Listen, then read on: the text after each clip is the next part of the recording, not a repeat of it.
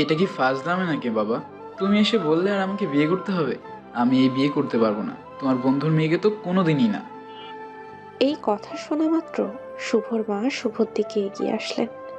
তিনি সবসময় শুভকে সাপোর্ট করতেন, কিন্তু আজকে তিনি অনেক বেশি রেগে গেলেন। তিনি শুভকে থাপ্পড় মেরে বললেন, আমি তো আমার ছেলেকে এই শিক্ষা দেইনি। নিজের বাবার সাথে কিভাবে কথা বলতে হয় এইটাও তুমি জানো না। আম্মু, তুমি আমাকে মারলে? তুমি তো আমাকে মারতে না, তুমি আজকে আমার বিরুদ্ধে চলে গেলে। তোমার এটাই প্রাপ্য ছিল। তোমাকে এই শিক্ষা আমি আগে আরো দিতে চাইছিলাম, কিন্তু দিতে পারিনি। শুভ তখন কি করবে কিছুই বুঝতে পারছিল না। তখন তার বাবা তার সামনে আসলেন, এরপর বললেন, আজ বিকালে তোমার বিয়ে। যদি তুমি বিয়ে না করো তাহলে তোমার জন্য কি অপেক্ষা করছে সেটা তুমি নিজেও জানো না। আজকে থেকে তোমার টাকা পয়সা সব কিছু বন্ধ। তুমি আমার কাছ থেকে কোনো টাকা পাবে না। তুমি তোমার মতো চলো। যদি বিয়ে করো তাহলে সব কিছু আবার খুলে দেওয়া হবে। শুভ তখন কি করবে কিছুই বুঝতে পারছিল না। এখন তাকে বিয়েটা করতেই হবে, কারণ টাকা ছাড়া সে চলবে কিভাবে। তখন সে মনে মনে ভাবলো বিয়েটা করে নেবে, এরপর মেয়েটাকে অত্যাচার করে বাড়ি থেকে বের করে দেবে। সেই জন্য সে তার বাবার দিকে তাকিয়ে বলল, আচ্ছা ঠিক আছে বাবা, আমি বিয়েতে রাজি। তুমি বিয়ের ব্যবস্থা করো, আমি বিকেলে বিয়ে করব। সে কোনো কিছু ভেবে পাচ্ছিল না। বিকালে তাকে নিয়ে যাওয়া হলো। যাওয়ার পর বিয়েটা হয়ে গেল। সে বিয়েটা করতে চাইছিল না, কিন্তু বিয়েটা তাকে করতেই হলো। যখন বাসর ঘরে প্রবেশ করলো তখন তার মাথা নষ্ট হয়ে গেল, কারণ মেয়েটা মোটা একটা ঘোমটা দিয়ে বসে আছে। সে এরকম মেয়ে পছন্দ করে না। সে ভেতরে প্রবেশ করতেই মেয়েটা তার পায়ে ধরে সালাম করলো। তখন সে মেয়েটাকে সরিয়ে দিল, এরপর বলল, এই মেয়ে, দেখো, তোমাকে আমি আমার স্ত্রী হিসেবে মানতে পারবো না। আমায় জোর করে বিয়ে দেওয়া হয়েছে। আমি এই বিয়ে করতে চাইনি, কিন্তু বাবা বলেছে এই বিয়ে না করলে আমাকে টাকা পয়সা কোনো কিছুই দিবে না। সেই জন্য আমি বিয়েটা করেছি। কিন্তু সে মেয়েটার কাছ থেকে অন্য কোনো প্রতিক্রিয়া আশা করছিল। মেয়েটা স্বাভাবিকভাবেই তার দিকে তাকালো, এরপর মুচকি হেসে সোফায় গিয়ে শুয়ে পড়ল। কারণ সে আগে থেকেই জানতো তার স্বামী এরকম করবে, কারণ একটু আগেই তার শ্বশুর শাশুড়ি এখানে এসেছিলেন। তখন তার শ্বশুর তাকে বললেন, রহিমা, আমি জানি তোমার জীবনটা আমি নষ্ট করে দিয়েছি। আমার বন্ধুকে আমি বলেছিলাম এই ব্যাপারটা। সে আমাকে এই পরামর্শ দিয়েছে। আমি তাকে বারবার বলেছিলাম এই কাজটা না করতে, কিন্তু সে আমাকে বলল এই কাজ করলে নাকি আমার ছেলেটা ঠিক হয়ে যাবে। আমার ছেলেটা এরকম ছিল না আগে। পড়াশোনা করতো, অনেক ভালো একটা ছেলে ছিল, কিন্তু একটা মেয়ে তার জীবনটা ধ্বংস করে দিল। রুহি কিছুই বুঝতে পারছে না। সে শুধু তাকিয়েছিল। সে বিশ্বাস করে তার বাবাকে। তার বাবা তার জন্য কোনো ভুল সিদ্ধান্ত নিতে পারেন না।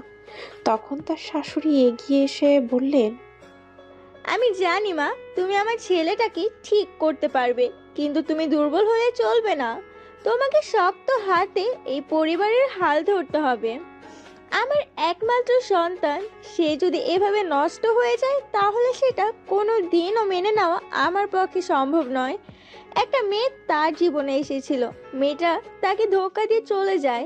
এরপর থেকে আমার ছেলেটা এরকম হয়ে গেছে।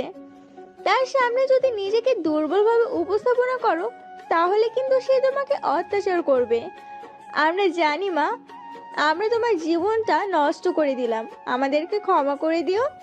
আমাদের সন্তানের ভালোর জন্য আমরা তোমার জীবনটা নষ্ট করে দিতে চাইনি, কিন্তু তোমার বাবার সাথে এই ব্যাপার নিয়ে কথা বলার সময় তিনি আমাদেরকে এই সিদ্ধান্ত নিতে বলেছেন। বলতে বলতে তিনি কান্না করতে শুরু করলেন। এটা লেখার উপর রুহি তার শাশুড়িকে জড়িয়ে ধরল, এরপর বলল, আম্মু, আপনি তো আমাকে চেনেন, সেই ছোট্টবেলা থেকে আমাকে দেখছেন। আমি কিরকম সেটা আপনি খুব ভালো করেই জানেন। আমি কি করতে পারি সেটাও জানেন। আমি আপনার ছেলেকে আবার ঠিক করে দেবো, দেখবেন। আপনি কোনো চিন্তা করবেন না, আপনার ছেলে একদম ঠিক হয়ে যাবে। তুমি পারবে মা, আমার বিশ্বাস তুমি পারবে। তুমি আমার ছেলেটাকে আগের মতো করে দাও। আমার ছেলেটাকে এভাবে দেখতে আমার একদমই ভালো লাগছে না। আমি কথা দিচ্ছি মা, যতদিন না আপনার ছেলেকে ঠিক করতে পারছি ততদিন আমি এই বাড়ি থেকে যাব না, এই বাড়িতেই থাকবো। আপনি নিশ্চিন্তে থাকতে পারেন, আপনার ছেলে একদম ঠিক হয়ে যাবে। শুভ কোনো কিছু চিন্তা না করে ঘুমিয়ে পড়ল। মেয়েটা যখন নিজে থেকে সবকিছু মেনে নিয়েছে তাহলে সে আর কষ্ট করবে কেন, সেও ঘুমিয়ে পড়ল। কিন্তু যখন ঘুম ভাঙলো তখন সে বুঝতে পারলো তার উপরে পানির ছিটা। সে চিৎকার দিয়ে সামনে তাকালো, দেখতে পেল মেয়েটা জগ নিয়ে দাঁড়িয়ে আছে। তখন মেয়েটা তাকে বলল, আপনি কি, হ্যাঁ, আজকে আমাদের বউ ভাত, এটা কি আপনি জানেন না? এতক্ষণ ধরে ঘুমোচ্ছেন কেন? তাড়াতাড়ি উঠুন, অনেকক্ষণ ধরে ডাকছিলাম কিন্তু উঠছিলেন না, তাই পানি ঢেলে দিলাম। এই মেয়ে, তোমার কি মাথা নষ্ট? তুমি আমার উপর পানি ফেললে কেন? তোমার তো সাহস কম না। তুমি জানো আমি তোমাকে কি করতে পারি? তোমার এত বড় সাহস কি করে হলো? আমার সাহসের কোনো কিছুই আপনি দেখেননি, তাই যেটা বলছি তাড়াতাড়ি ওঠেন, উঠে রেডি হয়ে নিন। যদি একটু সময় নষ্ট করেন তাহলে কিন্তু আপনার জন্য বিপদ আসবে। তোমার এত সাহস কি করে হলো? তুমি আমাকে হুমকি দাও? আমি তোমাকে বলেছি না আমার সাথে স্ত্রীর অধিকার খাটাতে আসবে না। আমি তোমাকে স্ত্রী হিসেবে মানি না। আমি বিয়ে করতে চাইনি, আমাকে জোর করে বিয়ে দেওয়া হয়েছে। আপনাকে জোর করে বিয়ে দেওয়া হোক বা স্বাভাবিকভাবে সেটা আমি জানি না, কিন্তু আমি আপনাকে স্বামী হিসেবে মানি, তাই আমার কথা শুনতে হবে। যদি আমার কথা না শোনেন তাহলে আমিও আমার আসল রূপ দেখিয়ে দিব। বেশি রাগ দেখাতে আসবেন না আমার সাথে। তাড়াতাড়ি রেডি হয়ে নিচে নামুন, আমার পরিবারের সবাই চলে আসবে একটু পরে। শুভ তখন কোনো কিছু না বলে চলে গেল। কারণ এই মেয়েটার সাথে সে বেশি কথা বলতে চায় না। মেয়েটা দেখতে অসম্ভব সুন্দরী। সে লুকিয়ে কয়েকবার মেয়েটার দিকে তাকিয়েছিল ঘুমানোর পরে। কারণ সে সরাসরি যদি মেয়েটার দিকে তাকায় তাহলে মেয়েটার মায়ায় পড়ে যেতে পারে।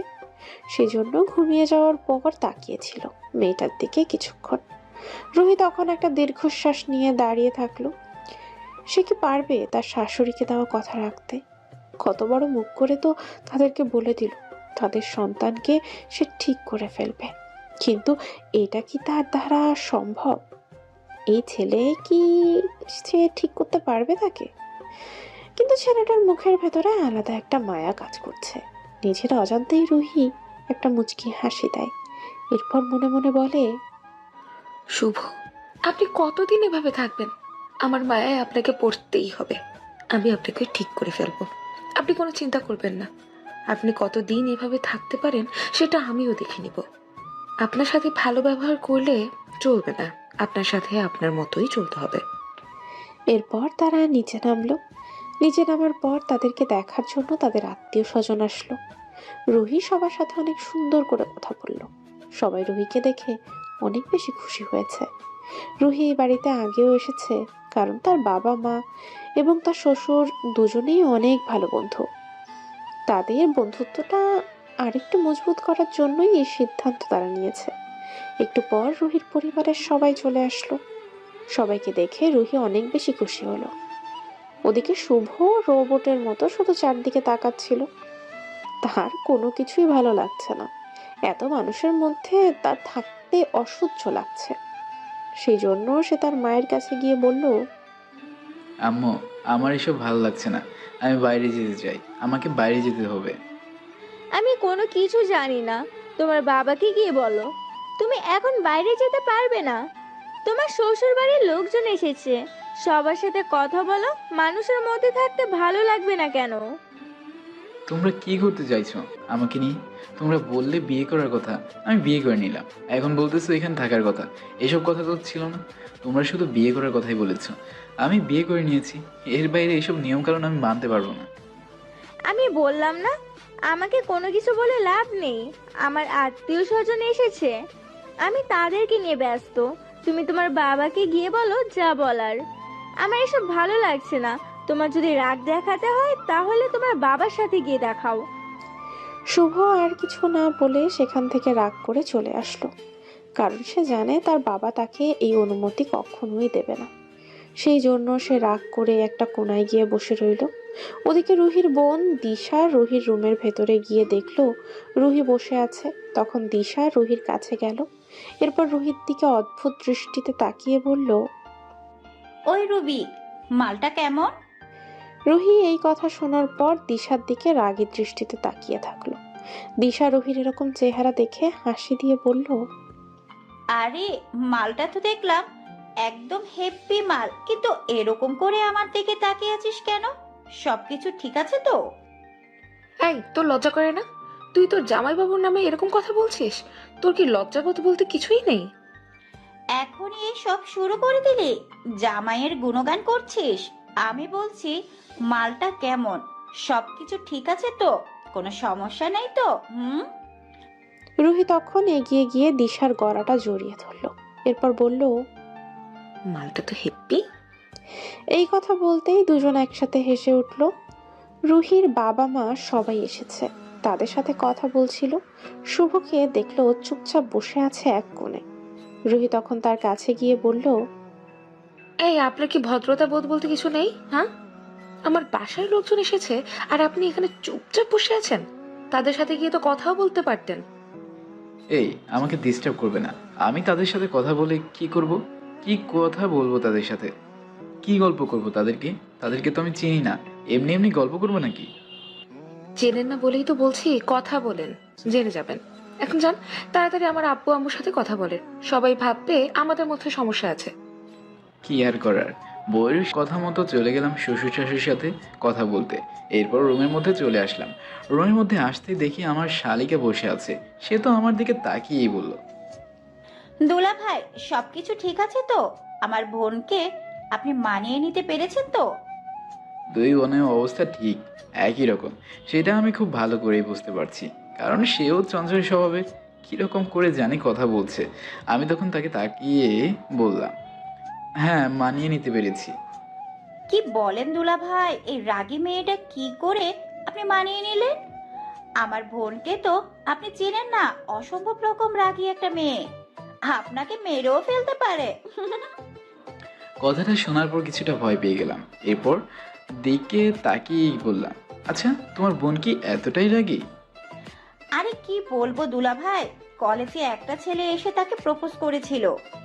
আমি পাশে দাঁড়িয়েই ছিলাম।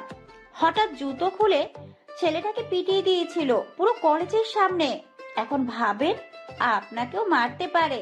আপনি তো সব সময় ঘরের ভিতরেই থাকেন, আপনাকে খুনও করে ফেলতে পারে। কথাটা শোনার পর আমি একটা শুকনো ঢোক গেলাম। একরকম ভয়ঙ্কর একটা মেয়েকে বিয়ে করেছি, এটা ভাবতেই পারছিলাম না। এরপর তার সাথে আরো বেশ কিছুক্ষণ কথা বললাম। শালিকার সাথে ভালোই জমে গেল সব কিছু। আমি চুপচাপ বসে রইলাম, কারণ সন্ধ্যার পর আমাকে বের হতে হবে। আমার বন্ধুরা বসে আছে আমার অপেক্ষায়। সন্ধ্যার সময় শ্বশুর বাড়ির সবাই চলে গেল, সেই জন্য আমি বাইরে চলে আসলাম। বাইরে আসার পরে আমার বন্ধু রাফি আমাকে বলল, দোস্ত, এটা কিভাবে সম্ভব? শুনলাম তুই নাকি বিয়ে করে ফেলেছিস। আর বলিস না দোস্ত, জোর করে আমাকে বিয়ে দিয়ে দিয়েছে। যদি বিয়ে না করতাম তাহলে আমাকে টাকা দেওয়ার সব কিছু বন্ধ করে দিত। আচ্ছা ঠিক আছে, সজীব আমার জন্য অপেক্ষা করতেছে, চল বাড়িতে যাবি না? শুভ তখন তার কথা শুনে কিছুক্ষণ চিন্তা করলো। এরপর তার দিকে তাকিয়ে বলল, হ্যাঁ দোস্ত, চল আমরা দুজন চলে যাই। সদীপ নিশ্চয়ই আগে থেকে গিয়ে বসে আছে। এরপর দুজন পার্টির উদ্দেশ্যে রওনা দিল। সেখানে যাওয়ার পর অনেক ড্রিঙ্কস করে ফেললো। শুভর মাথা ঠিক ছিল না, সেই জন্য সেখানেই শুয়ে পড়ল। এখানে শুভ অনেক জিনিসই দেখে। অনেক সময় মাদকের ব্যবসা হয় এই জায়গায়। শুভ কিছুই বলতে পারে না, কারণ সেও এখানকার একজন সদস্য। সেও এখানে মাদক সেবন করার জন্যই আসে। মাদকের প্রতি আসক্ত হয়ে গেছে। যখন থেকে রিয়া তাকে ছেড়ে চলে গেছে, তখন মাথাটা ঠিক করে শুভ চলে গেল বাসার উদ্দেশ্যে। বাসায় পৌঁছানোর পর দেখে সবাই ঘুমিয়ে আছে, সেই জন্য রুমের মধ্যে চলে গেল। আমি রুমের মধ্যে খাবার নিয়ে এসেছি। নিচে বসে থাকতে ভালো লাগছে না, আর এখনো জামাই আসেনি, সেজন্য অপেক্ষা করছি তার জন্য। হঠাৎ করে সে রুমে ঢুকলো। রুমে ঢোকার পর আমি তো অবাক হয়ে গেলাম, কারণ সে পুরো মাতাল ছিল। আমি তখন তার দিকে তাকিয়ে আছি। সে আমার দিকে তাকিয়ে কোনো কথা না বলেই বিছানায় গিয়ে ধপাস করে শুয়ে পড়লো। আমি মন খারাপ করে ফেললাম। আমার জামাই মাদকাসক্ত, এটা আমি জানতামই না। এরপর তার কাছে গেলাম, গিয়ে তার শরীর থেকে জামাটা খুলে দিলাম, কারণ এই অবস্থায় থাকলে শরীর খারাপ করতে পারে। বাইরে প্রচন্ড কুয়াশা পড়েছে, সেই জন্য জ্যাকেটটা ভিজে গেছে। হয়তো এমনি এমনি হেঁটে আসছিল, সেই জন্য এরকম হয়ে গেছে। জুতার অনেক জায়গায় মাটি লেগে আছে।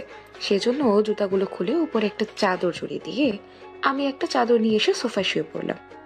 খেতে ভালো লাগছিল না, কারণ সে কেন এরকম করলো আমার সাথে, কিছুই ভালো লাগছে না। শেষে কিনা এরকম একটা ছেলেকে আমি বিয়ে করলাম, এটা আমি ভাবতেই পারছি না। কিন্তু আমি যখন সিদ্ধান্ত নিয়েছি তাকে ঠিক করব, তাহলে এই দায়িত্বটা এখন থেকে আমার। আমি তাকে ঠিক করে ছাড়বো। মুখের উপরে পানির ছিটা পড়তেই শুভ লাফ দিয়ে ঘুম থেকে উঠল, কিন্তু আজকে মনে হচ্ছে একটু লেট হয়ে গেছে। শুভ তখন রুহির দিকে তাকিয়ে বলল, কি হয়েছে? তখন রুহি শুভর সামনে লেবুর রস মিশ্রিত এক গ্লাস ধরল। শুভ তখন তার দিকে তাকিয়ে থাকলো।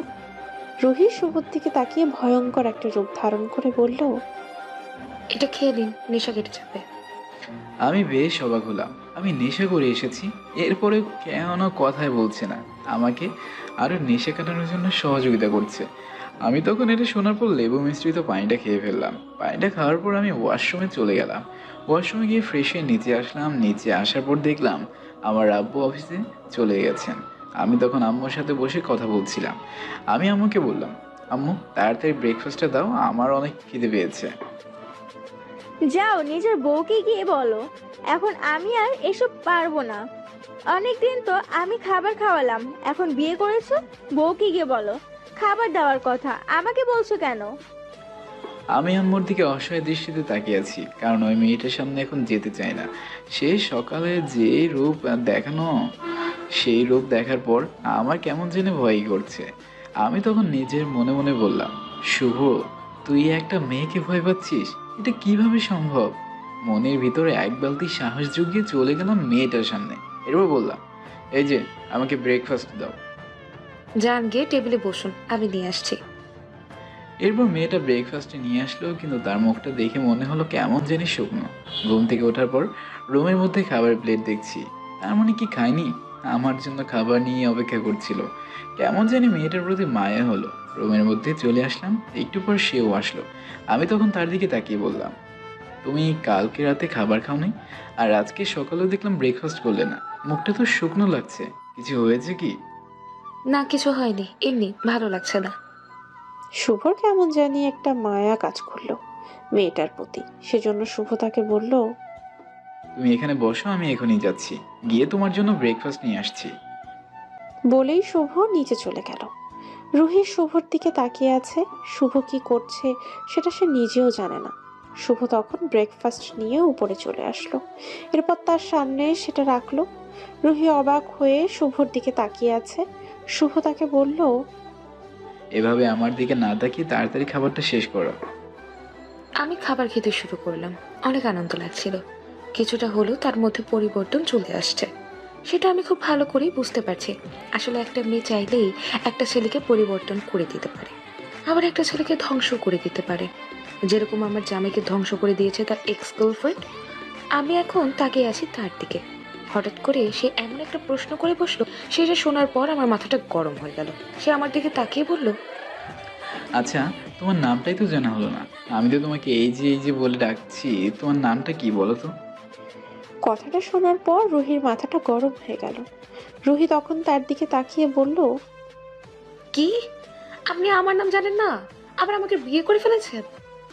শুভ তখন রুহির দিকে কিছুটা অসহায় দৃষ্টিতে তাকিয়ে বলল, আসলে আমি এই বিয়েতে রাজি ছিলাম না, আমাকে জোর করে বিয়ে দিয়েছে, সেই জন্য মেয়ের নাম পর্যন্ত জানতে চাইনি। আমার নাম রুহি, আর আজকে থেকে আপনি আমাকে রুহি বলেই ডাকবেন। শুভ তখন তার দিকে তাকালো। মেয়েটার নামের মতো সেও সুন্দর। তখন শুভ তাকে বলল, আচ্ছা, তুমি কেন আমার সাথে সংসার করছো? আমি জানি কালকে তুমি আমাকে নেশাগ্রস্ত অবস্থায় পেয়েছো, আমি জানি এটা কোনো মেয়ে মেনে নেবেই না, তাহলে তুমি কেন আমার সাথে সংসার করছো? তোমরাও তো বড় লোক মানুষ, চাইলে আমাকে ছেড়ে চলে গিয়ে ভালো একটা ছেলেকে বিয়ে করতে পারো, তুমি আমাকে ছেড়ে চলে যাও না কেন? মুহূর্তের মধ্যে রুহির মুখটা কালো হয়ে গেল। শুভ তার দিকে তাকিয়ে আছে। সে কেন এরকম ব্যবহার করছে? শুভ তো তার ভালোর জন্যই এই কথাটা বলল। তখন রুহি শুভর দিকে তাকিয়ে ভয়ঙ্কর চিৎকার দিয়ে বলল, এই ছেলে, তুই নিজেকে কি মনে করিস? হ্যাঁ, যা ইচ্ছা তাই করবি? আমাকে তোর কথা মতো চলতে হবে? এটা ভেবে থাকলে ভুলে যা, কারণ তোকে আজ থেকে আমার কথা মতো চলতে হবে। আর এইরকম কথা যদি আরেকবার মুখের মধ্যে আনিস, তাহলে তোকে শেষ করে দিয়ে আমি এখান থেকে চলে যাব। এর আগে আমি চলে যাব না। যেদিন এখান থেকে চলে যাব সেদিন তোকে শেষ করে চলে যাব আমি। কথাটা শোনার পর আমি সেখানে কিছুক্ষণ তার দিকে তাকিয়ে থাকলাম। সে আমাকে তুইও করে কথা বলতেছে। এটা শোনার পর আমার মাথার সব মগজ যেন নষ্ট হয়ে গেল। আমি তখন সেখান থেকে চলে আসলাম। নিচে আসার পর চলে গেলাম আবার আমার বন্ধুদের সাথে আড্ডা দেওয়ার জন্য।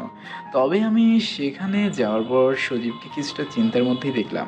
আমি তখন তার দিকে তাকিয়ে বললাম, কী ব্যাপার দোস্ত, তুই তো মন খারাপ করে বসে আছিস কেন? কি সমস্যা হয়েছে তোর? আর বলিস না রে দোস্ত, আমার ছোট্ট বোনটা অনেক অসুস্থ, তার চিকিৎসার জন্য অনেক টাকার প্রয়োজন। আমি টাকা কিছুতেই ম্যানেজ করতে পারছি না। কথাটা শোনার পর শুভর অনেক খারাপ লাগলো। তার বন্ধুর ছোট বোন অসুস্থ, এটা সে মেনে নিতে পারছিল না। শুভ তখন তার দিকে তাকিয়ে বলল, কোনো চিন্তা করবি না দোস্ত, এই নে আমার কার্ড। এখানে মনে হয় 1,00,000 টাকার মতো আছে, এইগুলো নিয়ে চলে যা। তোর বোনকে আগে সুস্থ কর। তখন সজীব শুভকে জড়িয়ে ধরলো। শুভ তখন তাকে জড়িয়ে ধরলো। সত্যি বন্ধুত্বের সম্পর্কগুলো অন্যরকম। সজীব শুভকে জড়িয়ে ধরে কান্না করে দিয়ে বলল, দোস্ত, তুই আমার অনেক বড় একটা হেল্প করলি। আমি ভাবতেও পারছি না তুই আমাকে এত বড় একটা হেল্প করেছিস। আমি অনেক বেশি বিপদের মধ্যে পড়ে গেছিলাম, তুই আমাকে বাঁচালি দোস্ত। আরে বন্ধুত্বের মধ্যে আবার ধন্যবাদ দিতে হয় নাকি? আমি তোকে হেল্প করলাম। কই, তোর বোন তো আমার বোনের মতোই। সেই জন্য তোর বোনের জন্য টাকাগুলি দিলাম, এগুলো নিয়ে চলে যা। সে আমার সামনে থেকে চলে গেল। তখন আমি আর রাফি দুজন মিলে চলে গেলাম ঘুরতে। ঘোরাঘুরি শেষ করে সন্ধ্যার দিকে চলে গেলাম পার্টিতে। এর মধ্যে একবারও বাসায় যাইনি। সন্ধ্যার দিকে পার্টি করে চলে গেলাম সেখানে।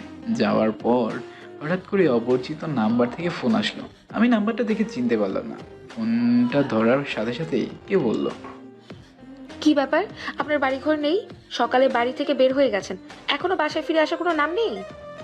ফোনের মধ্যে এত জোরে কথাটা শোনার পর শুভর মাথাটা কিছুটা গরম হয়ে গেল। শুভ তখন তাকে বলল, আমার এখনো কাজ আছে, ফিরতে হলে রাত হবে। তুমি খেয়ে শুয়ে পড়ো, আমার জন্য অপেক্ষা করতে হবে। কে বলেছে? বলেছিলাম না আমার প্রতি দায়িত্ব দেখাতে হবে না? বলেই ফোনটা রেখে দিয়ে পার্টি করতে শুরু করলাম।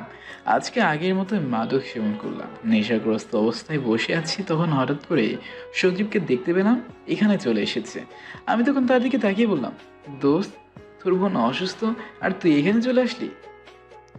আরে দোস্ত, একদিন না খেলে আমার মাথা নষ্ট হয়ে যায়, সেই জন্য চলে আসলাম, একটু খেয়েই চলে যাব। আমি তখন হেসে দিলাম, কারণ নেশা মানুষকে ঠিক কতটুকু আকৃষ্ট করে তুলে তাদেরকে না দেখলে বুঝতেই পারবেন না। তাদের সাথে আমার পুরনো কোনো বন্ধুত্ব নেই। এই 4 বছরের সাথে তাদের সাথে আমার বন্ধুত্ব হয়েছে। এখানে আসার প্রথম দিনই তাদের সাথে আমার পরিচয় হয়েছিল। সেদিন থেকে আস্তে আস্তে তাদের সাথে আমার পরিচয়, এরপর বন্ধুত্ব।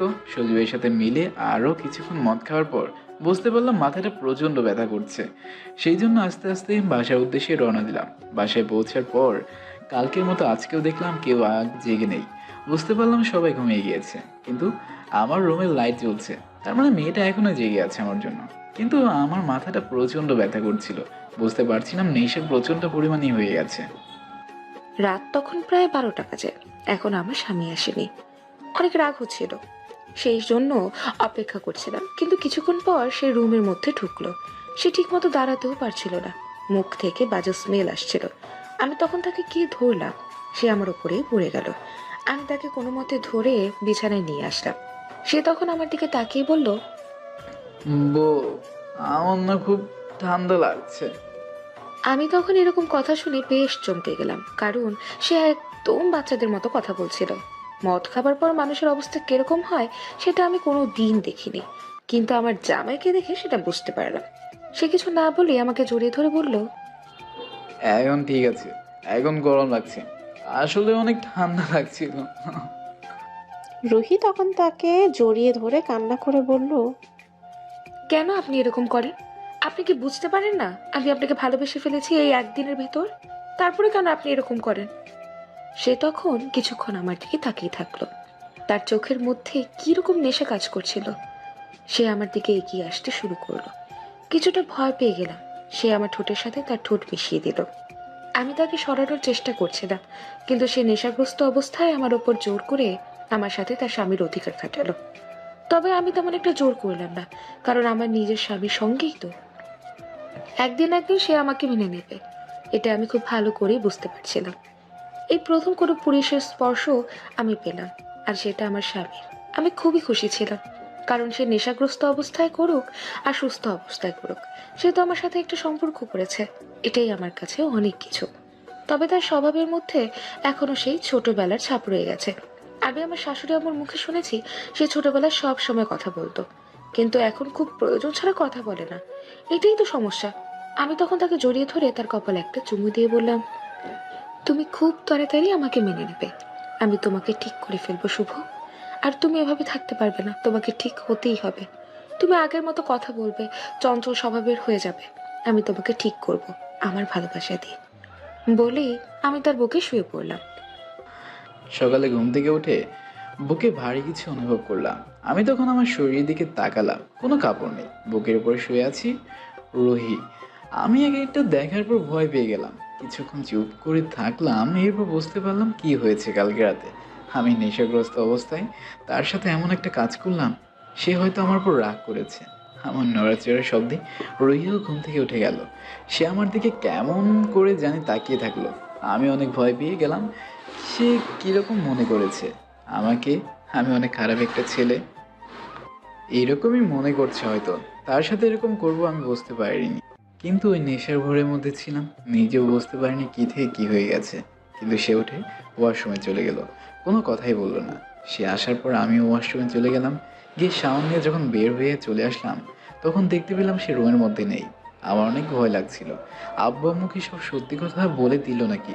কারণ আমি যতদূর জানি আব্বু আম্মু যে নেশা করি বিষয়টা জানি না, কিন্তু নিচে যাওয়ার পর তার সব কিছু স্বাভাবিক দেখলাম। আমি অনেক বেশি অবাক হয়ে গেলাম তার এরকম ব্যবহারে। মেয়েটা প্রতি মুহূর্তে তার রূপ পরিবর্তন করেছে, এরকম একটা মায়ার বন্ধনে আমাকে আবদ্ধ করে ফেলছে। কিন্তু আমার এসব করলে চলবে না। আমি তার সাথে অন্যায় করেছি, এটা আমি খুব ভালো করেই বুঝতে পারছি। তার কাছে ক্ষমা চাইতেই হবে। ব্রেকফাস্ট করে যখন আব্বু বেরিয়ে গেল, সে রুমের মধ্যে চলে আসলো। আমি তখন তার দিকে তাকিয়ে বললাম, আসলে কালকে রাত্রের জন্য আমি রিয়েলি সরি। আমি বুঝতে পারিনি কী থেকে কী হয়ে গেছে। নেশাগ্রস্ত অবস্থায় ছিলাম, সেই জন্য তোমার সাথে এরকম একটা কাজ করে ফেলেছি। জামাইয়ের মুখে এমন একটা কথা শুনে আমার অনেক হাসি পাচ্ছিল, কারণ সে নিজের স্ত্রীর সাথে সম্পর্ক করেছে আবার ভয় পাচ্ছে। আমি তখন তার থেকে আরেকটু মজা নেওয়ার জন্য বললাম, আমার সাথে এরকম একটা কাজ আপনি কিভাবে করতে পারলেন? আপনি জোর করে আমার সাথে শারীরিক সম্পর্ক করেছেন। আমি কিন্তু আপনার নামে মামলা করব, তখন বুঝতে পারবেন। এই কথা শোনার পর আমি আকাশ থেকে বললাম, আমি তার স্বামী, তার সাথে আমার সম্পর্ক হতেই পারে, আবার সে মামলা করবে আমার নামে? আমি তখন বললাম, আমি না তোমার স্বামী, তুমি আমার নামে মামলা করবে মানে? স্বামী স্ত্রীর মধ্যে এরকম হতেই পারে, তাই এর জন্য মামলা করতে হয় নাকি? তুমি না বললে তুমি আমার বউ, তাহলে তুমি কেন আমার নামে মামলা করবে? তার মুখে বউ ডাকটা শুনে আমি তার থেকে এগিয়ে গেলাম। শুভ পিছিয়ে চলে যাচ্ছে। আমার কাছে অনেক মজা লাগছে বিষয়টা। আমি তখন তার গাল টেনে দিয়ে বললাম, আপনিই তো বললেন আমাকে আপনার বউ হিসেবে মানেন না, আবার এখন বলছেন বউ। বিপদে পড়লে বউ, আর বিপদে না পড়লে বউ হিসেবে মানি না, না? যদি মানেন তাহলে সম্পূর্ণ মানতে হবে। এরকম বাটপারি আর আমি মানবো না। বলেই সে আমার সামনে থেকে চলে গেল। তার এরকম ব্যবহারে বেশ আশ্চর্য হয়ে গেলাম। মেয়েটা এরকম ব্যবহার কেন করছে? আমি তো ভাবছিলাম সে রাগ করে আমার সাথে কথা বলবে না, হয়তো আব্বু আম্মুর কাছে আমার নেশা করার বিষয়টা বলে দেবে। কিন্তু সে কোনো কথা না বলে আমাকে আরও অস্বাভাবিকভাবে জীবনে ফিরিয়ে আনার জন্য চেষ্টা করছে। এভাবে দেখতে দেখতে 15 দিন কেটে গেল। প্রতিদিন আমি মদ খেয়ে বাসায় ফিরি, কিন্তু সেটা আমার পরিবারের কেউই জানতে পারে না। আমার বউ এমনভাবে সব কিছু করছে যেন কেউ বিষয়টা জানতেই না পারে। সে রুমের মধ্যে খাবার নিয়ে চলে আসে। প্রতিদিনই সে না খেয়ে আমার জন্য অপেক্ষা করতেই থাকে। তার প্রতি একটা মায়ে আকৃষ্ট হয়ে গেছি আমি। কেমন যেন এখন তাকে না দেখলে আমার ভালোই লাগলো না। আমি কি করব কিছুই বুঝতে পারছিলাম না। কিন্তু আজকে যখন পার্টিতে গেলাম, তখন পার্টি থেকে ফিরে আসার সময় দেখলাম কিছু লোক আমাদেরকে ফলো করছে। আমি তাদের দেখে আমার বন্ধুদের দেখালাম। তারা দুজন লোকগুলোকে দেখেই দৌড়াতে শুরু করলো। সজিও আমার দিকে তাকিয়ে বলল, দোস্ত, এই ব্যাগটা রাখ, আমি ব্যাগ নিয়ে দৌড়াতে পারছি না, আর এই লোকগুলো আমাদেরকে তাড়া করতেছে। তুই একটা কাজ কর, তোর কাছে এই ব্যাগটা সুরক্ষিত রাখবি। এখানে আমার বোনের ঔষধ আছে। তোকে আমি আজকে শেষ করে দেব। অনেক দিন থেকে তোদেরকে খুঁজছিলাম। এ এলাকার মাদক ব্যবসা করছিস তাই না? তোকে হাতে নাতে আজকে আমরা ধরেছি। তোর কাছে ইয়াবা সহ অনেক মাদক দ্রব্য ছিল। জীবন তো একবারে শেষ হয়ে গেল। আমাদের সামনে ফাইজলামি করতেছিস? তোর বন্ধু দিয়ে গেছে এটা তার বোনের ঔষধ হিসেবে। জানিস এটার ভেতরে কি ছিল? এটার ভেতরে ফেন্সিডিল, ইয়াবা সহ বিভিন্ন মাদক দ্রব্য ছিল। তোকে আমরা ইয়াবা ব্যবসা করতে ধরেছি, তাই তোকে আমরা ছাড়বো না। তোর নামে কেস হবে। কথাটা শোনার পর আমি ভয় পেয়ে গেলাম। এরপর তাদের দিকে তাকালাম। বিশ্বাস করেন, আমি এসবের কিছুই জানি না। আমার বন্ধুরা এটা আমার কাছে দিয়ে গেছে। আপনারা দেখেছেন, আমরা 3 জন ছিলাম, 2 জন পালিয়ে গেছে আর আমাকে ধরে নিয়ে এসেছেন। একটাও মিথ্যা কথা বলার চেষ্টা করবে না। সব চোর ধরা খাওয়ার পর বলে সে কোনোদিন চুরি করেনি, তাকে বাধ্য করা হয়েছে চুরি করার জন্য। তাই সব মিথ্যা কথা বলে আজ পার পাবে না। বিশ্বাস করেন, আমি এসবের সাথে জড়িত না। আমার বাবা RS কোম্পানির চেয়ারম্যান আরমান চৌধুরী, আমি তার ছেলে সোহ চৌধুরী। আমি কোনোদিন এরকম কাজ করতাম না, কিন্তু হঠাৎ করে 4 বছর ধরে আমি শুধুমাত্র মাদক বলতে ড্রিঙ্কসই করতাম, এছাড়া আর কিছুই না। আমার বন্ধুরা এসব করলে করতে পারে, কিন্তু আমি এসবের কিছুই জানি না। বিশ্বাস না হলে খোঁজ নিয়ে দেখতে পারে, ওই ক্লাবের ম্যানেজারের কাছে সব কিছুই পাবে। আমি 4 বছর থেকে কোনোদিন অন্য কোনো কাজ করেছি কি না তাকে জিজ্ঞাসা করে দেখতে পারেন। আর ওই ক্লাবের আমি একজন সদস্য, তাই আমার ড্রিঙ্কস করার ব্যাপারে লাইসেন্স আছে। লোকগুলো তখন নিজেদের মধ্যে কিছু একটা কথা বলল। এরপর শুভর দিকে তাকিয়ে বলল, তুমি তো অনেক ভালো একজন লোকের সন্তান। তুমি এইসবের সাথে কিভাবে জড়িয়ে পড়লে? আমরা তো ভাবতেও পারছি না ওনার মতো একজন সমাজসেবী মানুষের ছেলে এত খারাপ কিভাবে হতে পারে। আমি তখন আমার কাহিনী তাদেরকে খুলে বললাম। তারা কিছুক্ষণ চুপ করে থাকলো। এরপর আমার দিকে তাকিয়ে আরিফ নামের লোকটা বলল, তুমি যে পথে গিয়েছো সেই পথ তোমার জীবন ধ্বংস হয়ে যাবে। তুমি যে জিনিসটা তো করতেছো, এটা করে তুমি অকালে মৃত্যুবরণ করবে। তুমি এখনো যুবক, তোমার এখনো সারা জীবন পড়ে আছে। তুমি যদি এরকম কাজ করো তাহলে তোমার জীবন ধ্বংস হয়ে যাবে। শুভ কোনো কথা না বলে মাথা নিচু করে আছে। এর মধ্যে একটা মেয়ে দৌড়ে আসলো, এসে তাদের সামনে দাঁড়িয়ে বলল, স্যার, ওনার নাম্বারে ফোন এসেছে। শুভ তখন দেখতে পেল তার ফোনটা ওই মেয়েটার হাতে। রাজীব নামের লোকটা বলল, তানিয়া, ফোনটা রিসিভ করে আমার কাছে নিয়ে আসো। যেই বলা সেই কাজ। এটা ফোনটা রিসিভ করে লোকটার হাতে দিল। শুভর জন্য অপেক্ষা করছিলাম। সকালে বেরিয়ে গেছে, এখনো আসেনি। প্রতিদিন তো এরকম করে না, সময় মতোই চলে আসে, কিন্তু আজকে একটু বেশি লেট করছে কেন? এসব ভাবতে ভাবতে রাত প্রায় 3টা হয়ে গেল, কিন্তু সে আসলো না। সেজন্য আমি তাকে কল করতে করতে ব্যস্ত হয়ে গিয়েছিলাম। প্রায় 100-র উপর কল করেছে, কিন্তু সে ফোন রিসিভ করেনি। প্রায় 4টার দিকে ফোন রিসিভ করলো।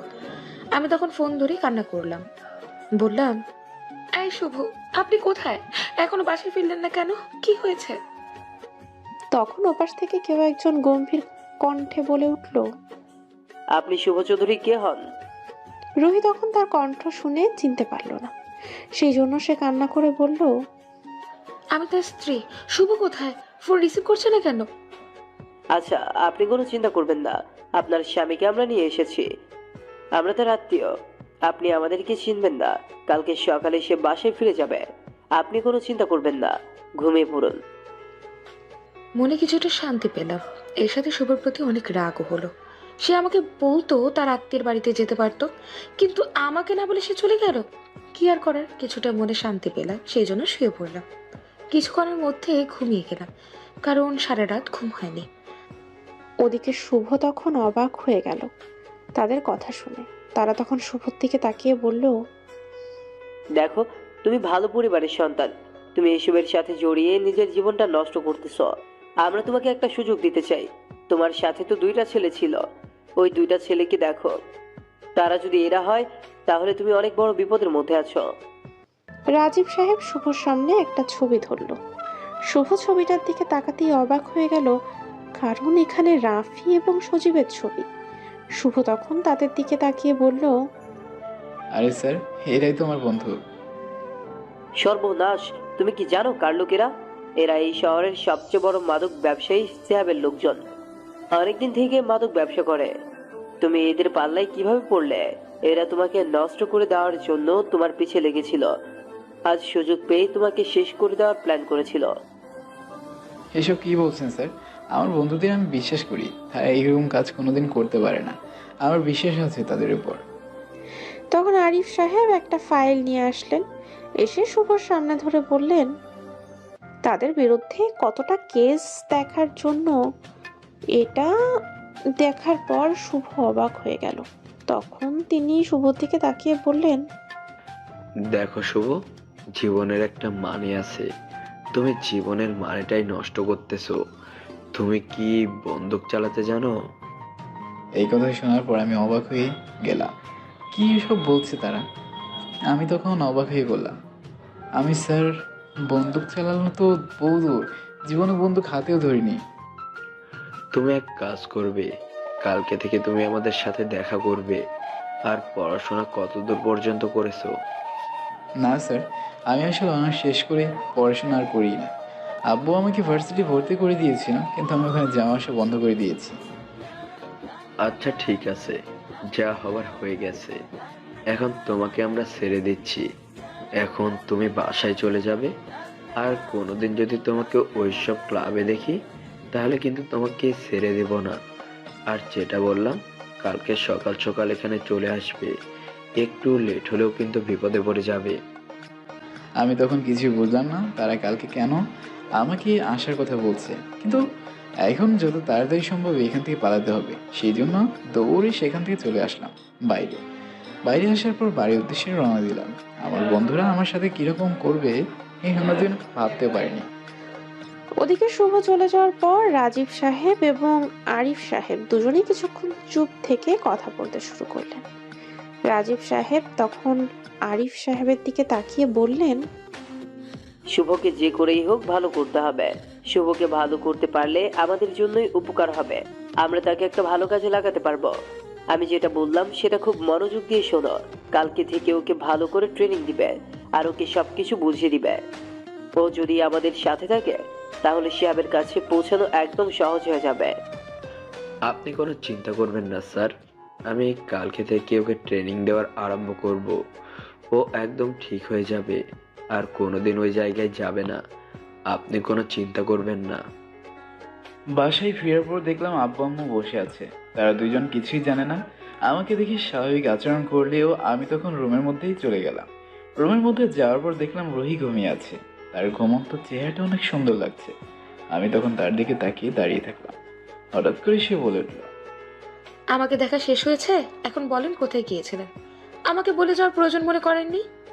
আমি কি কালকে রাতে কতক্ষণ জেগেছিলাম আপনার কোনো সেটা খেয়াল আছে? সেটা কি আপনি একটাবারও চিন্তা করেননি? আমি তার দিকে তাকিয়ে আছি। সে অনেক রাগী চেহারা নিয়ে কথাগুলো বলছিল। আমি তখন তার কাছেই গেলাম। মেয়েটা কেন আমার সাথে এরকম করে? আমি তার প্রতি দুর্বল হয়ে গেছি, আমি বুঝতে পারছি।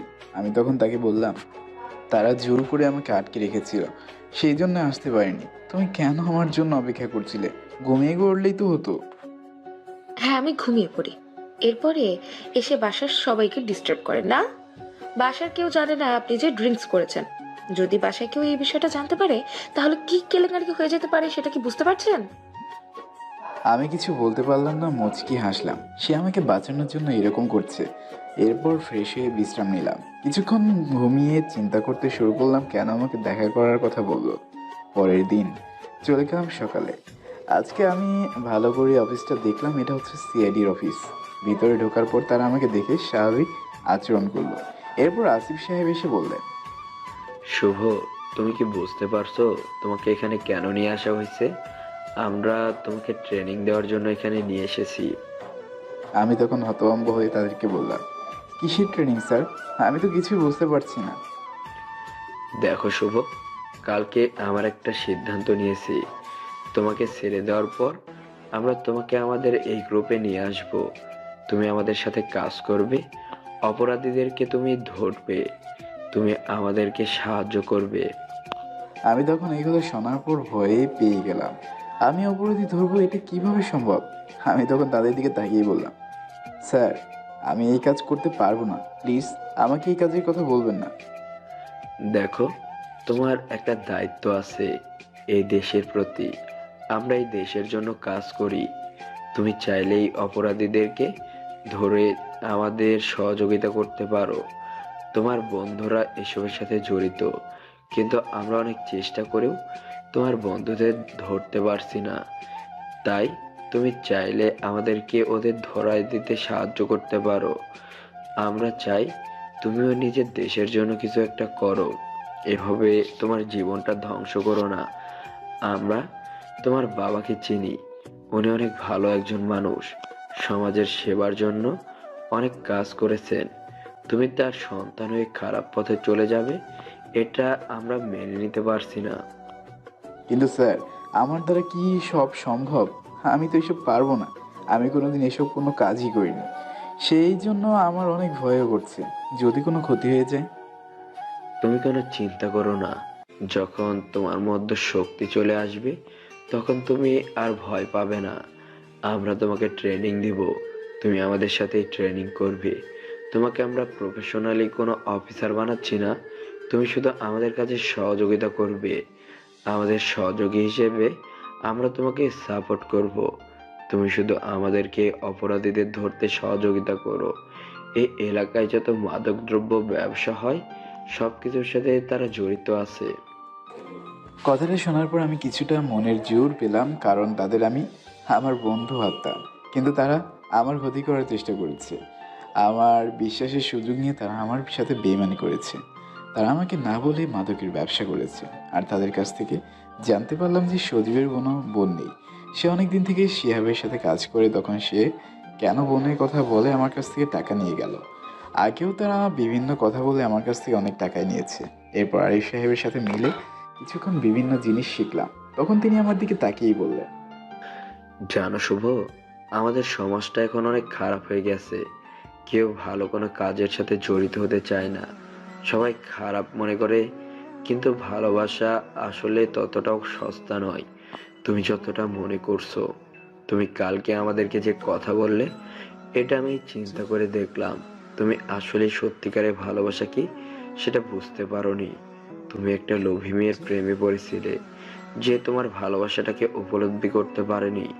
সে শুধুমাত্র টাইম পাস করেছে তোমার সাথে টাকার জন্য, কিন্তু তোমার স্ত্রীকে সত্যিকার অর্থে ভালোবাসে। তোমার জন্য কালকে কতটা টেনশন করছিল এটা তুমি নিজেই বুঝতে পারছো।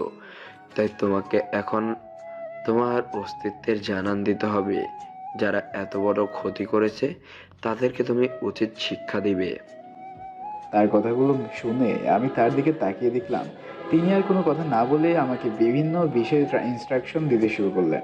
এরপর সন্ধ্যার দিকে আমাকে বাসায় নিয়ে যাওয়ার কথা বললেন। এরপর আমাকে ডেকে নিয়ে গেলেন।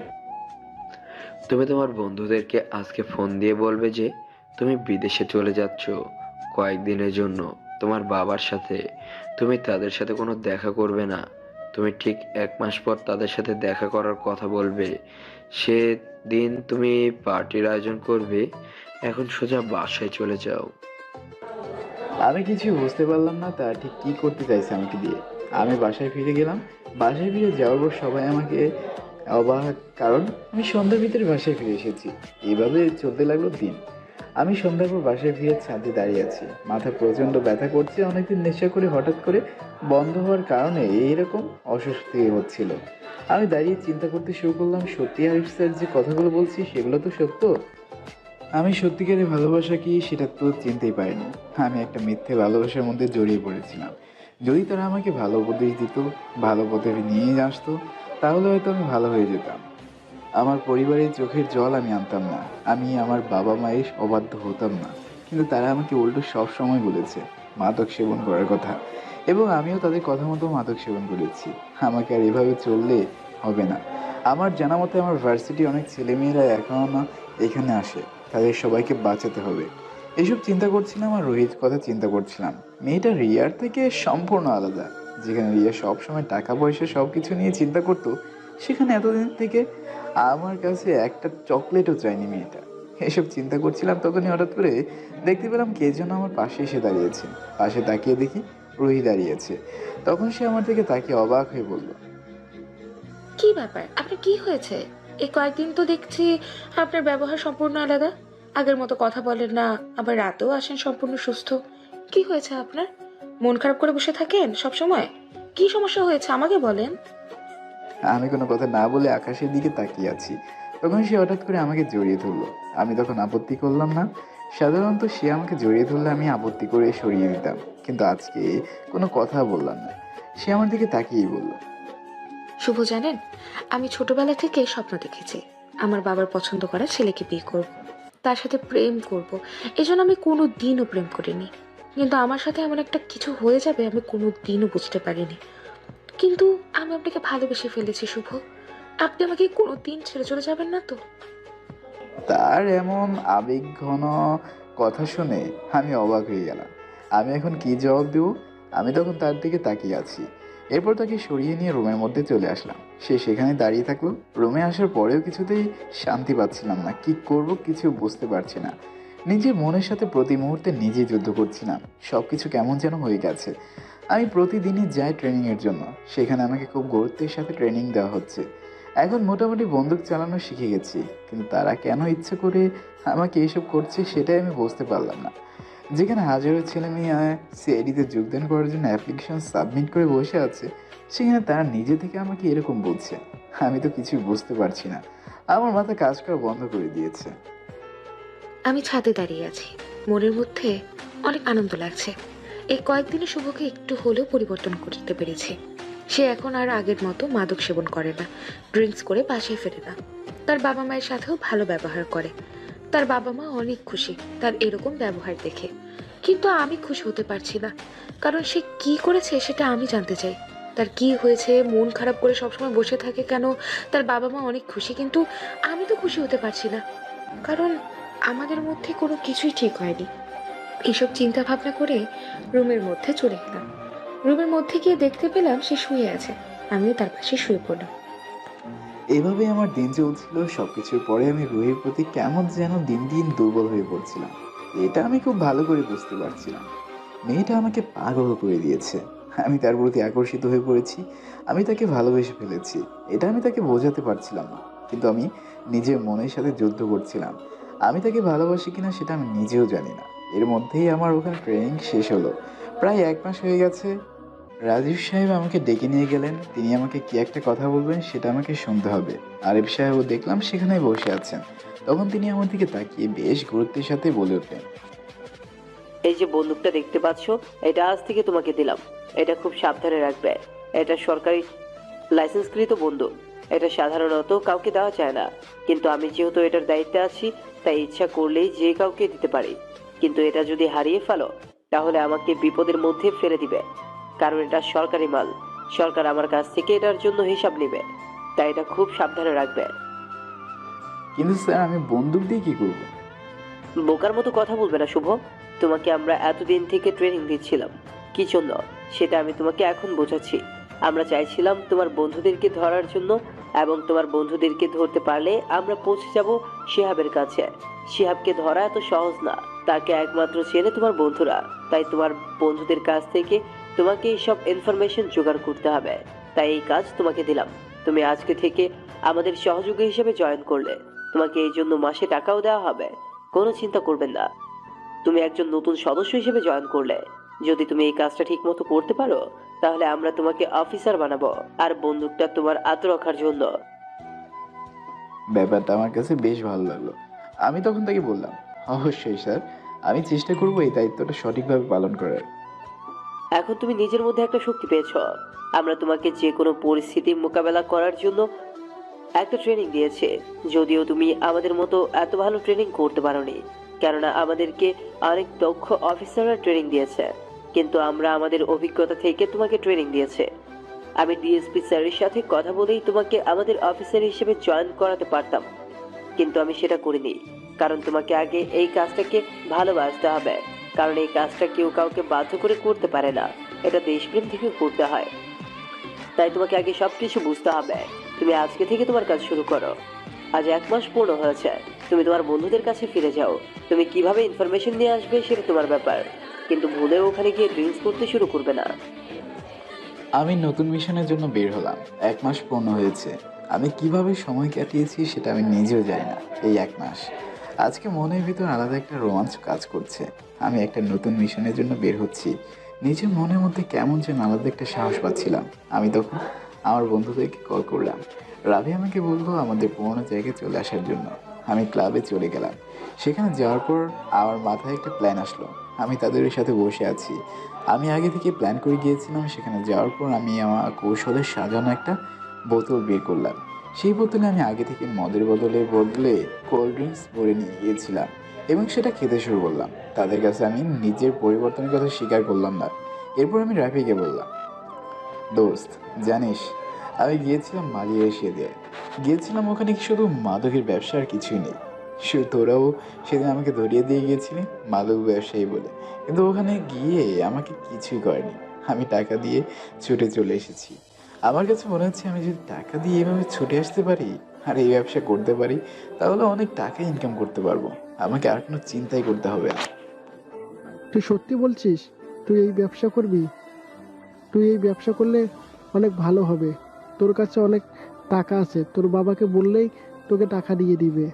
তুই চাইলে ব্যবসা করতে পারিস, আমরা তোকে হেল্প করব। আমাদের পরিচিত অনেকে আছে যারা মদ সাপ্লাই করে, তাদের কাছ থেকে তোকে কিনে দিব। এরপর আমরা 3 জন মিলে বিক্রি করব। এটা তো খুব ভালো কথা। আমিও এটাই চিন্তা করছিলাম। আমি এটাই তোকে বলতে চেয়েছিলাম যে তোর পরিচিত কেউ থাকলে আমাকে তার সাথে কন্ট্যাক্ট করিয়ে দে। আমি তার কাছ থেকে মাদক কিনে নিয়ে আসবো, নগদ টাকা দিব। আমি আমার বাবাকে বুঝিয়ে ফেলেছি। অনেক টাকা আমার বাবার কাছ থেকে ব্ল্যাকমেল করে নিয়ে এসেছি।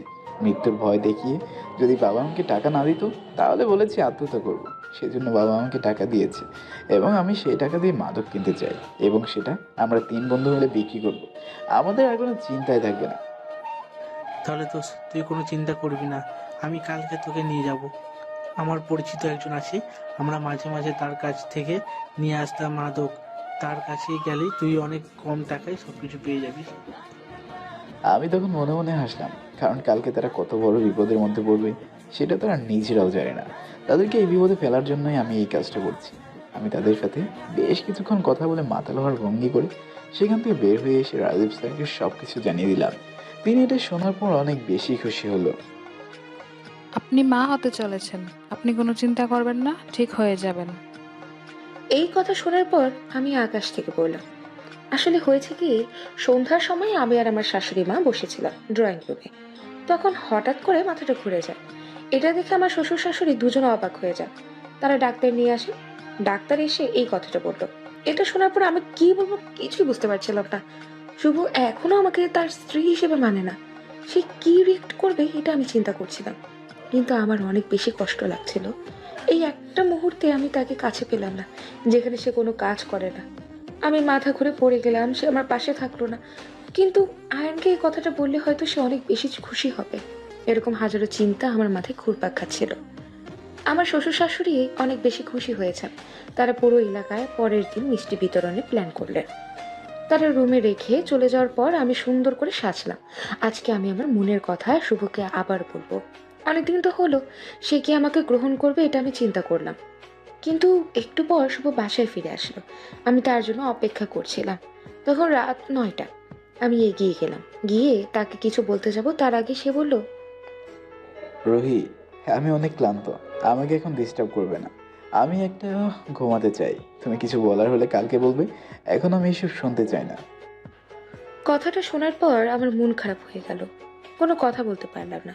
সে আমাকে এড়িয়ে চলে গেল, গিয়ে বিছানায় শুয়ে পড়লো। আমি বারান্দায় গিয়ে কান্না করতে শুরু করলাম।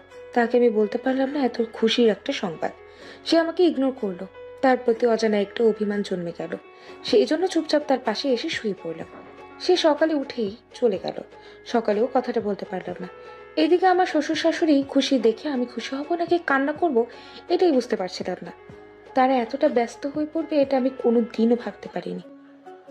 এদিকে আমি বাইরে চলে আসলাম। বাইরে আসার পর সজীব আর রাফির সাথে দেখা করলাম। আগে থেকেই আমি স্যারকে জানিয়ে দিয়েছি আমাদেরকে ফলো করার জন্য। তারা আমাকে নিয়ে চলে গেল একটা আস্তানায়। সেখানে যাওয়ার পর একটা লোক আমাকে দেখে আমার দিকে এগিয়ে এসে বলল, কি ব্যাপার, তুই কি মাদক কিনতে চাচ্ছিস? জি, আমি কিনতে যাচ্ছিলাম। আমাকে সজীব আর রাফি তোর কথা বলেছে। আর চিন্তা করবি না, আমার কাছে এমন একজন লোক আছে যিনি কোটি কোটি টাকার মাদক ব্যবসা করেন। তার কাছ থেকে আমি এনে দিতে পারবো, কিন্তু এর জন্য আমার কমিশন লাগবে। আপনি কোনো চিন্তা করবেন না, আপনি যতটুকু বলবেন তত টাকাই দিব, কিন্তু আমাদের যাতে লাভ হয় এটা একটু ব্যবস্থা করে দিবেন, যাতে করে আমরাও কিছুটা লাভ করতে পারি, আপনিও কিছুটা লাভ করতে পারলেন। এসব নিয়ে তোকে চিন্তা করতে হবে না। আমি যেখান থেকে নিয়ে আসবো ওখানেই কোটি কোটি টাকার ব্যবসা। এই সামান্য ব্যবসার জন্য তারা দিতে কোনো আপত্তি করবে না। আর তার সাথে আমার খুব ভালো সম্পর্ক। তিনি এই এলাকার একজন বড় ব্যবসায়ী। তারা তখন আমার সাথে কথা বলতে শুরু করলো। হঠাৎ করে সেখানে রাজীব স্যার এবং তার টিম আক্রমণ করলো। আক্রমণ করে তাদেরকে ধরে ফেললো। রাফি এবং সজীব আমার দিকে তাকিয়ে আছে। আমি তখন তাদের দিকে তাকিয়েই বললাম, তোরা আমাকে বন্ধু ভাবতিস তাই না? বন্ধু হলে তোরা আমাকে এতটা বিপদের মধ্যে কিভাবে ফেলতে পারলি? সেদিন রাতে তোরা আমাকে কি বলেছিলি সজীব? এরা তোর বোনের ঔষধ তাই না? তোর তো কোনো বোনই নেই, তাহলে তুই কেন আমাকে মিথ্যা কথা বলে আমার কাছ থেকে টাকা নিয়ে যেতি এই ব্যবসা করার জন্য, তাই না? আজকে থেকে তোর এই ব্যবসা বন্ধ। আজকে থেকে তুই বুঝতে পারবি তুই কোন জায়গায় এসে পড়েছিস। তারা তখন ভয় পেয়ে আমার দিকে তাকালো। আমি তখন স্যারের সাথে যেতে শুরু করলাম। তাদেরকে ধরে নিয়ে চলে গেলাম অফিসে। সেখানে যাওয়ার পর তাদেরকে জিজ্ঞাসাবাদ করা শুরু করলো। আমাকে পাশে দাঁড়িয়ে রাখলো দেখার জন্য, কারণ আমি এসব কিছুই জানি না। আমাকে এখন এভাবে শিখতে হবে, কারণ আমি কোনো প্রকার ট্রেনিং নেইনি। সেই জন্য আমাকে এভাবে সব কিছু জানতে হবে। তখন সেখান থেকে জানতে পারলাম শিহাবের ব্যাপারে। তখন রাজীব স্যার আমাকে ডেকে নিয়ে গিয়ে বললেন, শুভ, তোমার কাজ আমাদের অনেক পছন্দ হয়েছে। তুমি একদিনের ভিতরে এরকম করে ফেলবে আমরা কোনোদিন কল্পনাও করতে পারিনি। এখন থেকে নতুন একটা দায়িত্ব দিতে চাই। এই দায়িত্বটা সঠিকভাবে পালন করবে। তোমাকে আমরা এখন দায়িত্ব দিলাম। তুমি এখন থেকে শিহাবের লোকজনের উপর নজর রাখবে। তারা কি করে, কোথায় যায়, সবকিছু আমি জানতে চাই। তুমি সেই কাজটা করবে। আপনি কোনো চিন্তা করবেন না স্যার। আপনি যখন আমাকে দায়িত্ব দিয়েছেন, তাহলে আমি এই দায়িত্বটা সঠিকভাবে পালন করব। তুমি একা না, তোমার সাথে আরিফও থাকবে। দুজন মিলে যত তাড়াতাড়ি সম্ভব শিহাবের খোঁজ করো। যত তাড়াতাড়ি সম্ভব শিহাবকে ধরতে হবে। তাকে এইভাবে পালিয়ে বেড়াতে দিলে চলবে না। তাকে ধরে আটক করতে হবে, না হলে সব যুব সমাজ নষ্ট হয়ে যাবে। স্যারের কথা শুনে আমরা দুজন কাজে লেগে পড়লাম। এভাবে দিন যেতে যেতে শুরু করলো। কিন্তু রুহির ব্যবহারের মধ্যে অনেক পরিবর্তন হয়েছে। আগের মতো কোনো কথা বলে না। আগে সে অনেক চঞ্চল ছিল, অনেক কথাবার্তা বলতো, কিন্তু এখন আর কোনো কথাই বলে না। চুপচাপ থাকে সব সময়। আর চেহারার মধ্যেও কেমন জানি পরিবর্তন চলে এসেছে। আগে থেকে অনেক সুন্দর হয়ে গেছে। আমিও কিছু জানি না তার ব্যাপারে। বাবা মার সাথেও তেমন একটা কথা হয় না, কারণ কাজ নিয়ে অনেক বেশি ব্যস্ত থাকি। সবসময় কাজের কথাই মাথায় থাকে। আমি কাজটাকে অনেক বেশি এনজয় করছিলাম। নিজের জন্য কিছু একটা করতে পারছি, এটাই আমার কাছে অনেক বেশি কিছু। এভাবে দেখতে দেখতে অনেক দিন কাটছিল। কিন্তু হঠাৎ রুহির শারীরিক কিছু পরিবর্তন আমি দেখতে পাচ্ছি। এসব দেখে আমার মনের মধ্যে কিছু খটকা লাগলো। এদিকে শিহাবের লোকজন আমাদের ভয়ে এখন হাত পা কাঁপতে শুরু করে। আমরা শিহাবের অনেক লোকজনকে ধরেছি। স্যার আমার উপর অনেক বেশি খুশি আছেন। আমার কাজে অনেক প্রশংসাও করেছেন এমপি স্যার। আমাদের এসপি স্যার হচ্ছেন রাজীব স্যার। আর প্রতিদিন আমি বাসায় ফেরার সময় ক্লান্ত হয়ে ফিরি, সেই জন্য এসে ঘুমিয়ে যাই। প্রতিদিন রোহি আমার জন্য খাবার রেডি করে রাখে, কিন্তু সে কখনোই আমাকে খাবারের কথা বলে না। আমি নিজে থেকেই খাবার খাই। এসব আমার কাছে বিরক্তিকর মনে হচ্ছে। প্রতিদিন তাকে দেখি আমি ঘুমানোর জন্য চোখ বন্ধ করলে উঠে বারান্দায় গিয়ে কান্না করে। আদৌ সে বারান্দায় চলে গেল। আমি তখন তার পিছনে পিছনে গেলাম। সে আমাকে দেখে কোনো কথা না বলে কান্না করতে শুরু করলো। আমি তখন তাকে বললাম, রোহি, কি হয়েছে? তুমি এরকম করছো কেন? তুমি তো আগে এরকম করতে না। তুমি কেন এরকম করছো? তোমার এরকম ব্যবহারে আমি কষ্ট পাচ্ছি, এটা কি বুঝতে পারছো না? এই কথা শোনার পর আমার কান্নার গতি আরো বেড়ে গেল। সে এতদিন থেকে আমার ব্যাপারে কোনো খবরই নেয়নি। আস্তে আস্তে আমি আমার সন্তানের অস্তিত্ব লক্ষ্য করতে পারছি। এতদিন থেকে হয়তো আমার শারীরিক কোনো পরিবর্তন ঘটেনি, সেজন্য সে লক্ষ্য করেনি। কিন্তু এখন আমার শরীরের মধ্যে পরিবর্তন হতে শুরু করেছে, এই জন্য সে হয়তো আমার প্রতি লক্ষ্য করেছে। আমি তখন তাকে বললাম, কেন এসেছো আমার ব্যাপারে খোঁজ নেওয়ার জন্য? যেদিন আমি সেজেগুজে তোমার জন্য অপেক্ষা করেছিলাম, সেদিন তোমাকে আমি পাইনি। তোমাকে আমি সংবাদটা জানাতে পারিনি তুমি বাবা হতে চলেছো, সেটাও তুমি শুনতে চাওনি। তোমার কাছে সেটা বিরক্তিকর মনে হয়েছে। কেন এসেছো এখন সেই কথা শোনার জন্য? এই কথা শোনার পরে আমি যেন আকাশ থেকে বললাম, এতদিন থেকে এই কথাটা আমি শুনতে চাইনি। প্রায় 3 মাস আগে সে আমাকে কথাটা বলতে চেয়েছিল, কিন্তু 3 মাসে আমার একটু সময় হয়নি তার এই কথাটা শোনার জন্য। আমার নিজের প্রতি রাগ হচ্ছিল।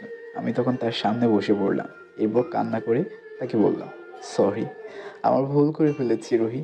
আমি বুঝতে পারিনি আমি নিজের জীবনকে কতটা পরিবর্তন করার জন্য ব্যস্ত হয়ে পড়েছিলাম। সেই জন্য তোমার কথাটা শুনতে পাইনি। আমি কতটা খুশি হয়েছি সেটা আমি তোমাকে বলে বোঝাতে পারবো না। তুমি তো আমাকে বলতে পারতে এই কথাটা। একদিন বলতে পারোনি বলে তুমি আর আমাকে কথাটাই বললে না।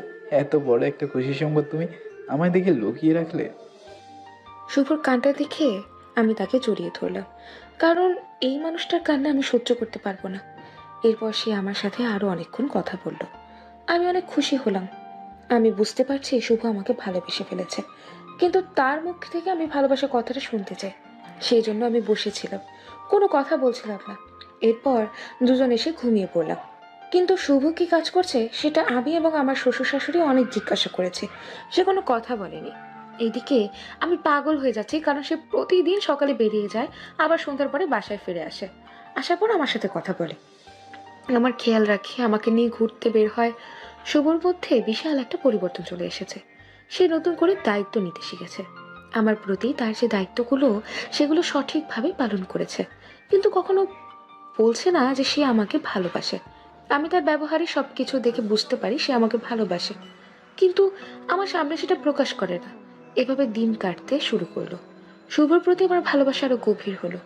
এখন আমার বাবুর অস্তিত্ব আমি বুঝতে পারি, সে আমার পেটের মধ্যে নড়াচড়া করে, সেটা আমি খুব ভালো করেই বুঝতে পারি। শুভ এটা নিয়ে অনেক এনজয় করে। শুভর হাসি মুখে দেখে আমি অনেক বেশি খুশি ছিলাম। যত দিন যাচ্ছে তত আমার ভয় আরো বাড়ছিল, কারণ আমি ওকে হারাতে চাই না। যদি আমি এই পৃথিবী ছেড়ে চলে যাই তাহলে কি হবে? এভাবে দেখতে দেখতে কেটে গেল আরো 6টা মাস। ডক্টর আমার ডেলিভারি ডেট দিয়েছে, কিন্তু ডেট পার হয়ে গেছে, এখন আমার বেবি হচ্ছে না। আর এটা নিয়ে অনেক বেশি চিন্তায় ছিল সবাই। একদিকে যেমন রোহিত চিন্তা, অন্যদিকে শিহাবের অনেক কাছাকাছি আমরা পৌঁছে গেছি। আমি, রাজীব স্যার এবং আরিফ স্যার মিলে প্ল্যান করেছিলাম শিহাবকে কিভাবে আক্রমণ করা যায়। আমরা সিদ্ধান্ত নিলাম শিহাবের আস্তানায় আমরা আক্রমণ করব, আমাদেরকে একটা অপারেশনে নামতে হবে। সেই জন্য আমাদেরকে যত কর্মকর্তা ছিল সবাইকে নিয়ে আমরা একটা মিটিং করতে বসলাম। দিন শেষে সিদ্ধান্ত হলো কালকে রাতেই আমরা সবাই মিলে আক্রমণ করব।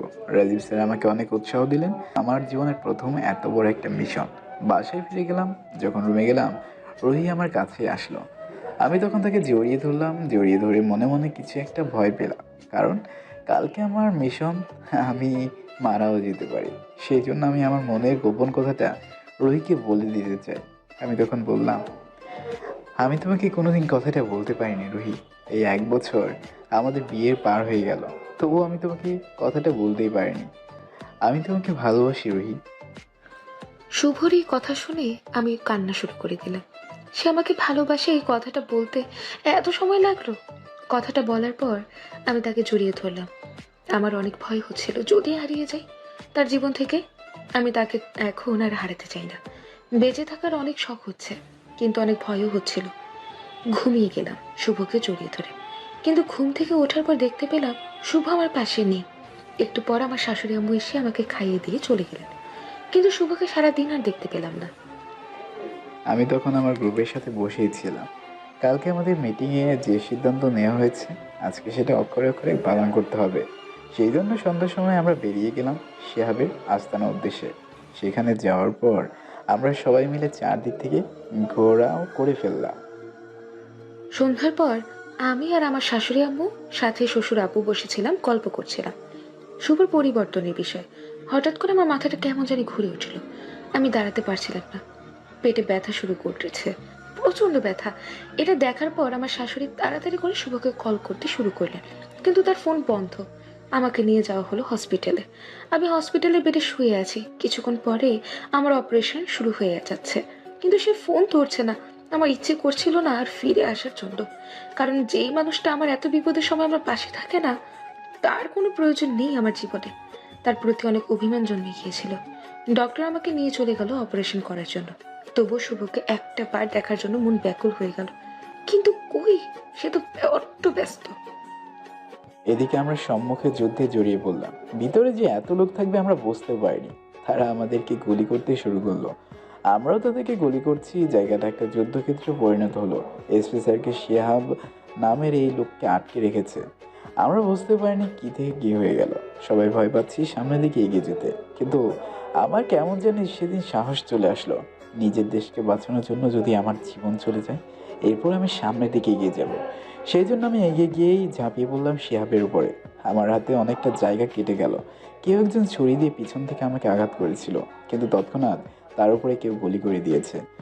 অনেক লোকজন একে অপরের সাথে লড়াই করছে, কে কাকে মারছে সেটা কেউ দেখতেই পাচ্ছে না। এরপর আমি তাকে ধরে টানতে টানতে নিয়ে চলে আসলাম। আমি তখন অফিসে ফিরে আসলাম।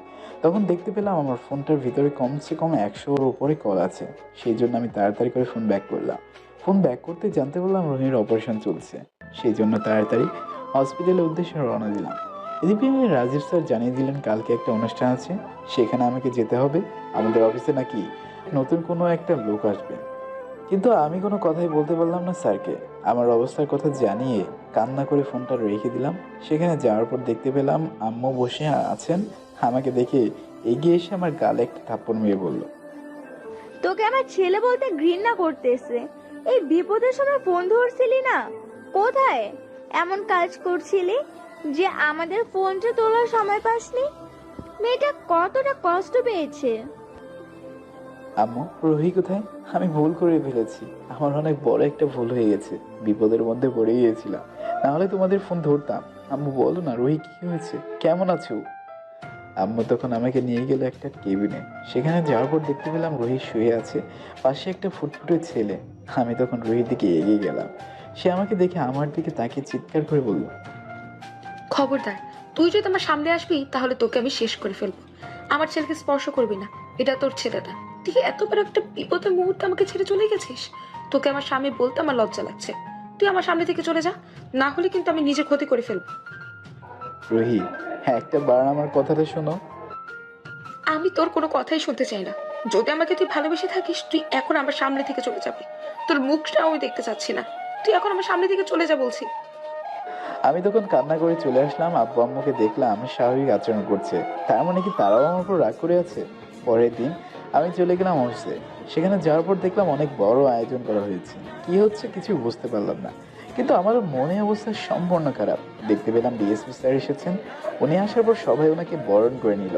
এরপর উনি সকল কাজ শেষ করে একটা ফাইল আমার দিকে এগিয়ে দিয়ে আমার হাতে একটা ব্যাজ দিয়ে বললেন, রাজীব আমাকে অনেক আগেই তোমার কথা বলেছিল, কিন্তু আমি সেদিন তোমাকে কোনো গুরুত্বই দেইনি। আমি বলেছিলাম আগে তোমাকে চেক করার জন্য, তোমাকে পরীক্ষা করার জন্য, কিন্তু তুমি পরীক্ষায় পাশ করে গেছো। তাই আজ থেকে তোমাকে আমরা আমাদের সদস্য হিসেবে জয়েন করালাম।